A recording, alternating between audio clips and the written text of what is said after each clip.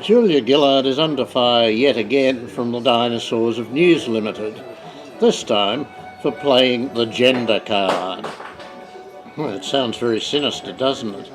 But playing the gender card actually simply means identifying misogyny and sexism wherever you find it, and mentioning it and occasionally being offended by it. Well, is that really so bad?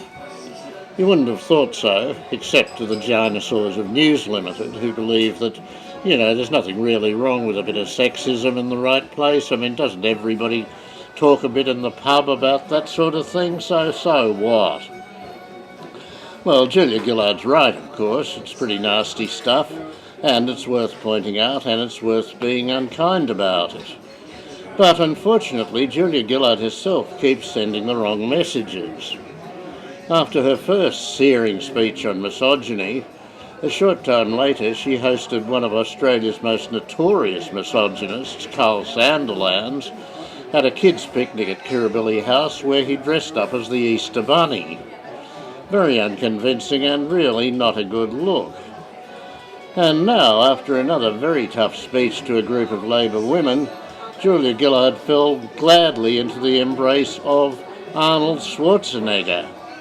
Yes, the Gropinator, as he became known after a notorious speech he gave to a group of chaps in Los Angeles.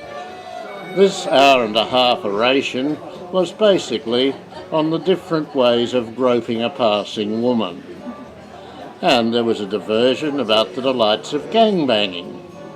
All very enlightening stuff, but probably the climax was Schwarzenegger telling his bemused audience that undoubtedly by far the best way to have sex with a woman was when you could stick her head down the toilet at the same time.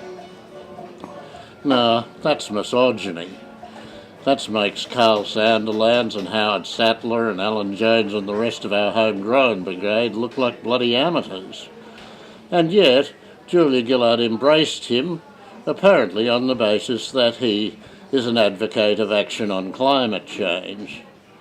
Well, sorry, Julia, but it's just not the right look. And it's not working. The polls showed that the speeches against misogyny were already turning men off Julia Gillard, and now her embrace of misogynists brings accusations of hypocrisy which are also turning women off. So look, please, Julia, do as you say. We want you to do what you say. And don't to show us the awful company you keep. It's just not a good look. I'm Mungo McCallum.